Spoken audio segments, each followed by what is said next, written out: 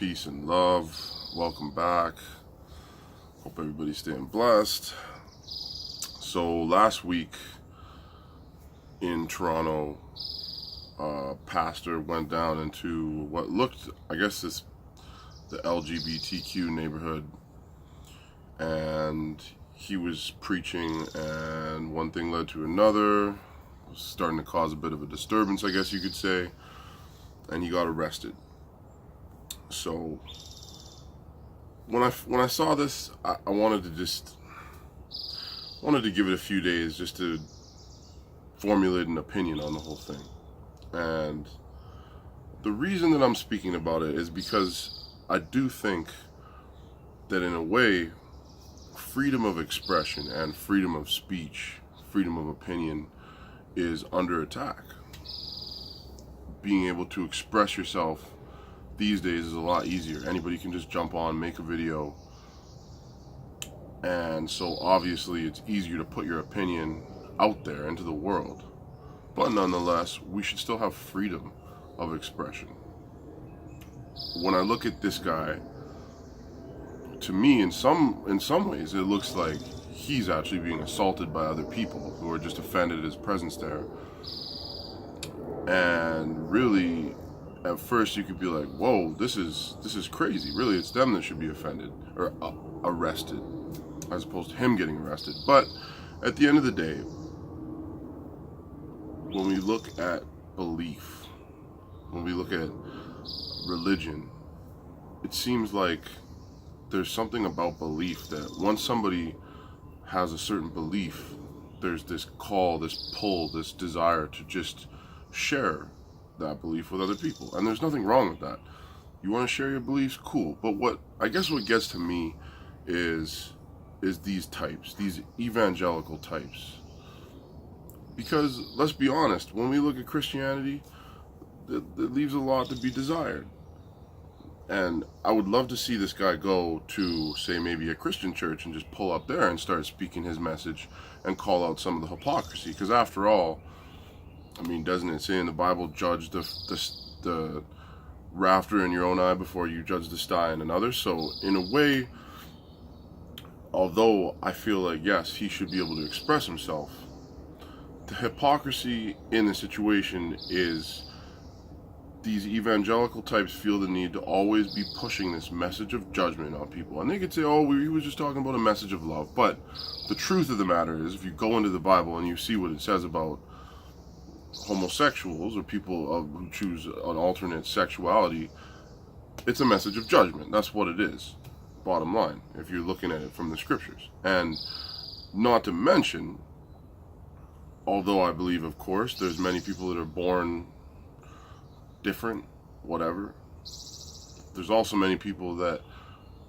end up taking a different sexual choice or a different sexual identity, or however you want to call it, because of things that happened to them in their childhood, like abuse. And how often is the case that this type of abuse took place by the preacher, by the pastor, by the elders, or was facilitated by that church environment? So I would love to see these types call out their own garbage in their own house before they feel the need to run into areas where other people have alternate beliefs and try and force this message. And I do, like I said at the beginning though, I believe in freedom of speech, and I think that we should be able to, I'm a hardcore heterosexual, raising a hardcore heterosexual family. Now I believe those are my values, and I believe we should be able to stand on our values if those are our values. But the need to push your thoughts and your beliefs on other people, it calls into the question of mindfulness, really. Mindfulness and insecurity in some ways, because once you have a belief that works well for you, once you're living a life that's truthful for you, why do you need to try and force this on other people? Because if you show up in a Muslim neighborhood and you're a Christian and you got a loudspeaker and you start talking about Christianity, come on, right? If you show up in a gay neighborhood and you're bringing the message of the Bible, which is slightly anti-gay, you're obviously trying to force your message. And that's not to say that Christianity doesn't have good things to it, because I think it does. But again, mindfulness. So often, why can't we just be cool just with our beliefs? Like, sometimes there's such an intense discomfort with being around other people who just have different beliefs. It makes you look at belief like kind of a scary thing. Is belief a possessive thing, where when you have a belief, you're in the possession of a certain idea, or under the possession of that idea? I don't know. But ultimately, when I look at the whole situation, I think we should have the freedom of expression, but there's no need to push your ideas, push your views on other people. If you don't agree with the way that I believe, cool. Keep it moving. But what is this need to go and push it on other people?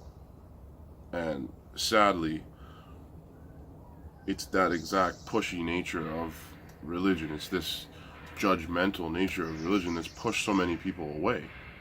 And that's why you realize when you get into a social setting and somebody brings up religion, which sometimes I've made the mistake of doing quite often, you realize the discomfort that it can give people, because there's a lot of people who just don't want to talk about it. They don't want to hear about it.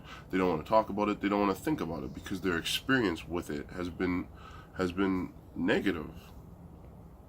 And so it's a shame that we have these types that feel the need to come and bark their message in your face nonstop. It's like, hey buddy, why don't you go down to the local Kingdom Hall and start talking to them about the pedophiles? Or why don't you take it out to the church out here in Surrey that just got busted for the pastors were